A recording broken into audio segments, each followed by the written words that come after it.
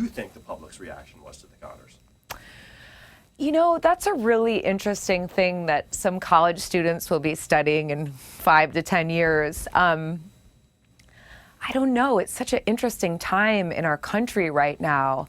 And the story of our show last year and this year, and the story of the series of events that have occurred is just so wild. It really is. When you know, it's better to have a job now, and a job that I love, and to be able to step back and see that, because there was a time when I was in it and I couldn't really see outside.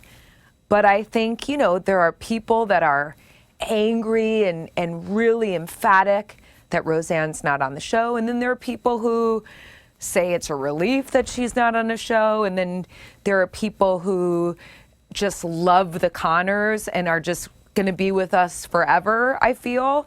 And so, you know, who knows? I mean, there's so many different levels to how you could, you know, and then there's, of course, our wonderful PR people that are trying to make it happen and doing a great job. Do you recall where you were when you heard about or read Roseanne's original tweet?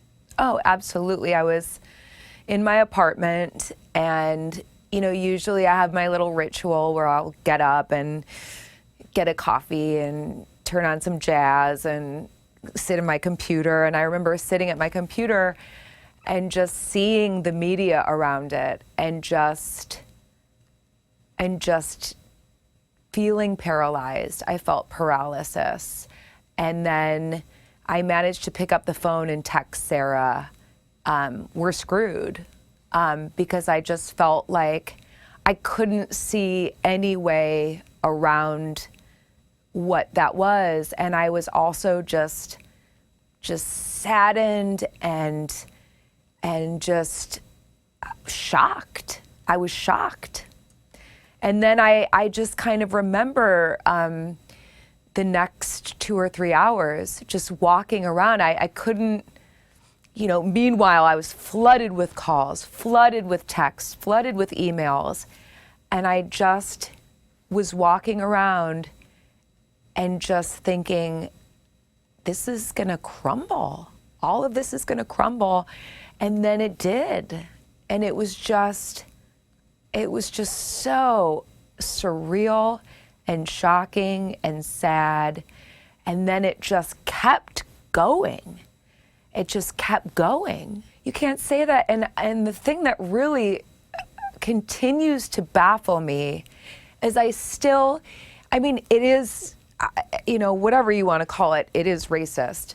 But that being said, I don't think Roseanne is a racist, but I think that is racist. But it's like, I still don't quite understand what she was trying to say. I don't understand what the logic is.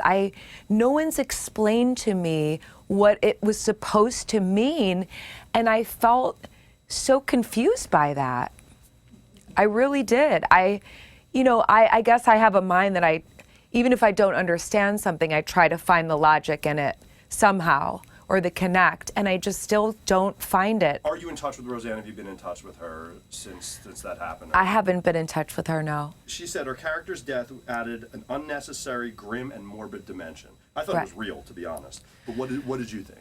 Well, I think that part of reflecting on art, as you could see with any critics or any individual, is that people have their own opinions on any piece of art. And I think that, of course, I understand why that would be hers, but, you know, it's a different show. It's a new show, and it has a lot of elements of the old show, but it's not the same show. And so when it's a new show, you can take liberties that you can't with another show. Which is a perfect segue to my last question. What's next for the Connors? Next week is a great show. Johnny Galecki is back. Juliette Lewis plays Blue, his girlfriend, and Becky has a very exciting subplot working with her dad in his construction company. So it's pretty cool. So is that Becky's on stilts. Is that what's next for Becky? Is Becky going into business? Yeah. Wow. Hanging drywall. Tune in.